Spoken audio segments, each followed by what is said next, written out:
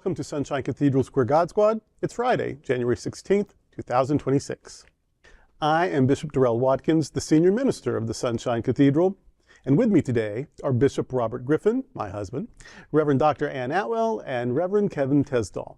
We are the Queer God Squad. Visit sunshinecathedral.org to learn more about us. Queer God Squad was created by Hotspots Happening Out to support our mission to explore the value of faith in the LGBTQ community. There is no streaming TV show like this in the entire world. In 2026, we are celebrating the 40th anniversary of Hotspots magazine, with Queer News Tonight sharing over 11,000 stories and 11 million views so far. We are the largest nonprofit LGBTQ media organization in America, and we encourage you to support our mission to inform, entertain, and educate our community and allies. This is the Sunshine Cathedral Perspective. Queer God Squad responds to Trump's ban on transgender people in the military.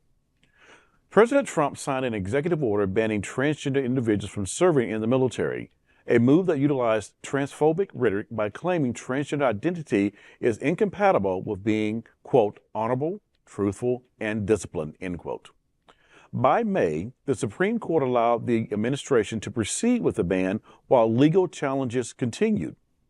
Consequently, the Department of Defense began removing active service members and halting recruitment. This policy is expected to end the careers of up to 25,000 service members. This action reversed policies from the Obama and Biden administration that allowed for open service. While Trump attempted a similar ban in his first term, that effort was hampered by poor implementation and legal roadblocks. This second attempt has been implemented earlier in the presidential term, executed more competently, and driven by heightened transphobia, which has become a primary motivator for the Republican platform. The federal government is the nation's largest employer. Therefore, this ban sets a significant precedent. Critics argue that by codifying discrimination within the military, this administration is justifying future anti-trans policies in the private sector. This move signals a total departure from established procedural norms and marks a major escalation in the administration's broader anti-LGBTQ+ agenda. The Queer God Squad responds from moral and religious perspective. You think? For those who know, as a veteran, I served from 1986 to 1996. Saw a lot of changes in that period of time. The whole "don't ask, don't tell" it was kind of a thing back then. We moved to where we are today.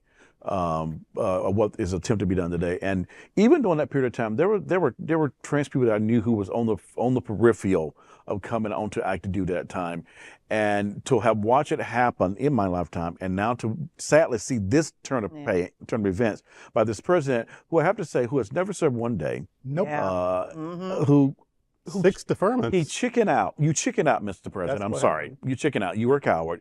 You didn't serve, and now you're taking this action against people who raised their right hand to defend you and the Constitution of the United States of America, and this is what you're doing to them. Shame on you, and shame on this administration. And I applaud every trans person that is on active duty, who has been forced out. Thank you for your service. Thank you for your commitment to protect and defend the Constitution of the United States, and to know that you, in my opinion, you are being unduly and unlawfully discharged from the Armed Services of America. You too are part of the backbone of America. You too are the backbone of the Armed Services, and I will willingly serve with any of you in a foxhole. Yes, absolutely, exactly, and a integral part of the queer community.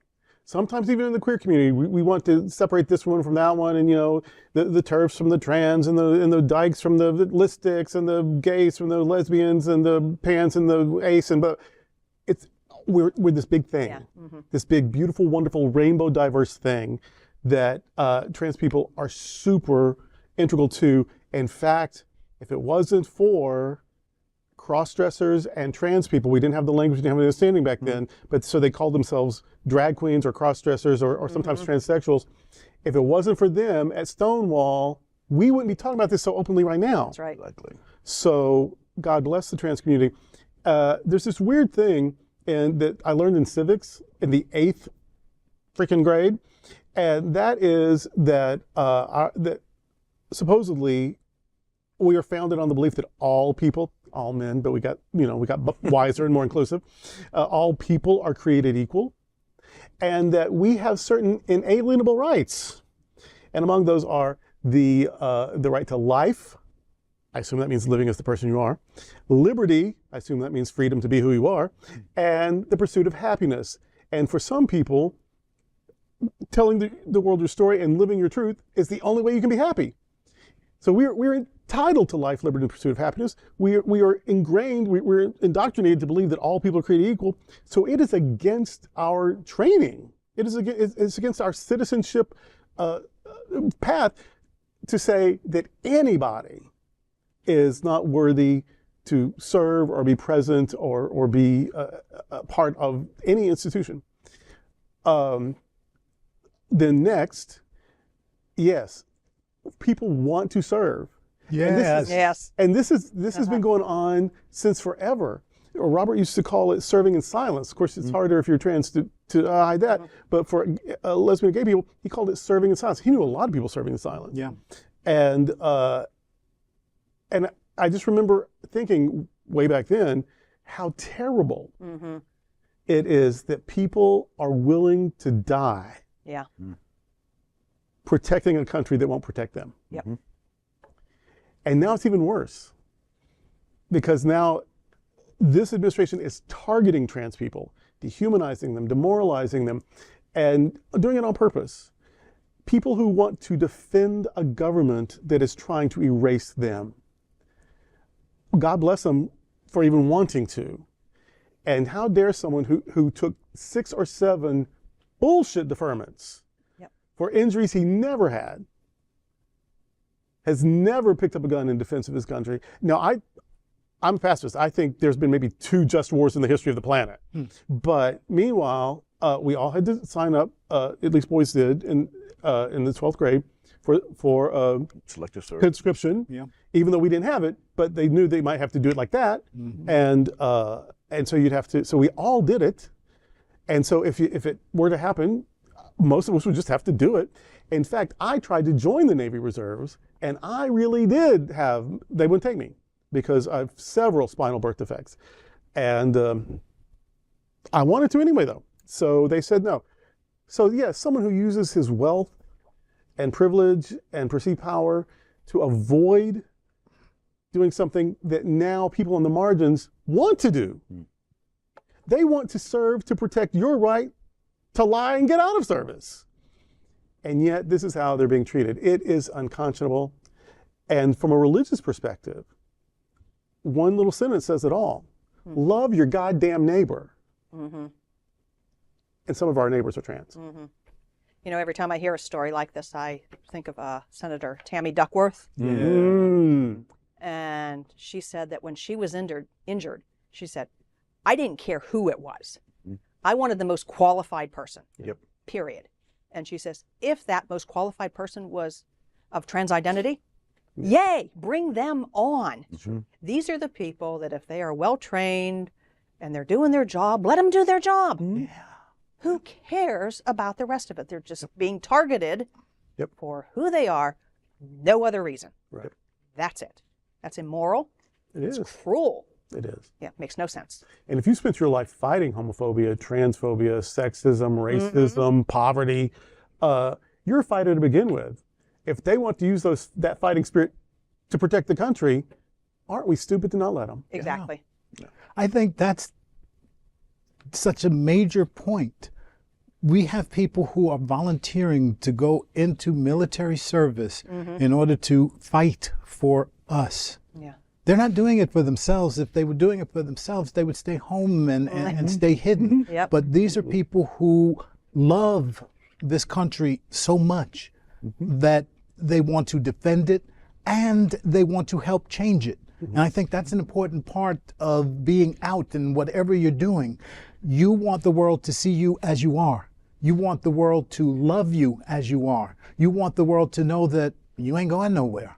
So these are important points that have to be made time and time again. And I know around this table they get tired of me saying it, but this is 2026 and we're fighting battles that we thought were over a decade ago, a generation ago. But now everything is coming right back up. And to pick one group of people as the boogeyman, and that's all they're doing. There's nothing different about our trans family than any of us. We all want the same thing, and we talk about it here at this table. We want to be loved, respected, and understood for who we are, not for who you think we might be. Go away. And it just, and the thing is, like, it's so stupid. It's just really ridiculous. I remember being on active duty when we was having to have this, when the discussion was women could serve on battleships. Women could serve on submarines, women fighter pilots. And if you want to do some history around this, study the case of Colonel Margaret Kammermeyer. Oh, yeah. Yes. And her defender at the time was General Schwarzkopf, Yes. who basically told the Pentagon, I don't care what she is, she's my chief nurse in the field, and that's who I want out there. So this battle, these discussions has gone on a long time about who people want on the field with them. And if you take this administration out of it, I can guarantee you the active duty service people will not care. Yeah. Because it is about duty, dignity, and they know that they have been trained to do what they're trained to do, and they're going to do it regardless. So I do have some good news for our friends. I saw recently an ad, I guess it was online, and it was a series of trans and non-binary lawyers affiliated with the ACLU, and each of them said one thing, and just next one thing, and the one thing was, Mr. President, we'll see you in court. Love it. love it. Amen. And that's today with the Queer God Squad. Before we go, I want to invite you to check out our performing arts series in January 2026. In January, we will enjoy the antics of actor, singer, comic, drag artist Varla Jean on January 24th. Then on January 30th, Miss Richfield 1981 will bring her offbeat brand of hilarity to South Florida. And finally, in January, on January the 31st, the beautiful voice and charming style of Ann Steele is back. Lesbians love her, gay men adore her, and all music lovers recognize her as an engaging musical performer. Information about these performances and other performers as well for ticketed shows can be found at sunshinecathedral.org/arts. And remember the Cathedral Pub. The Sunshine Cathedral Center for the Performing Arts offers the Cathedral Pub experience. The Cathedral Pub offers performance attendees an inviting space to gather and connect with friends prior to the show, or a place to be while waiting for the doors to open.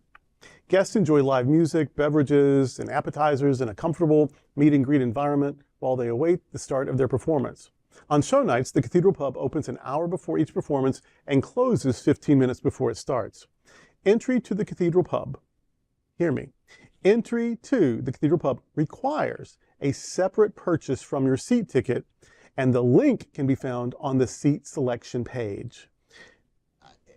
Take your chance if you want to that there will be space to get it at the door, but usually it sells out ahead of time. It's limited to 30. So get it online and then you're guaranteed. Thank you for joining the Queer God Squad today. We are here daily at 3 p.m. to have some fun and to discuss what our LGBTQ community is talking about. Please like and share this and other episodes of the Queer God Squad. Sunshine Cathedral is the world's leading progressive queer church. Progressive, queer, and God are words that naturally should go together.